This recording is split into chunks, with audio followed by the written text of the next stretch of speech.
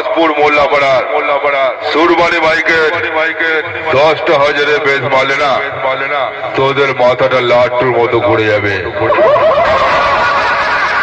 এই সুরবানি মাইক তোদের মতো ছোটপুটি মাইক বালাকে কিচ্ছু মনে করে না। আমি কাউকে ভয় পাই না, আমি সবাইকে ভয় দেখাই।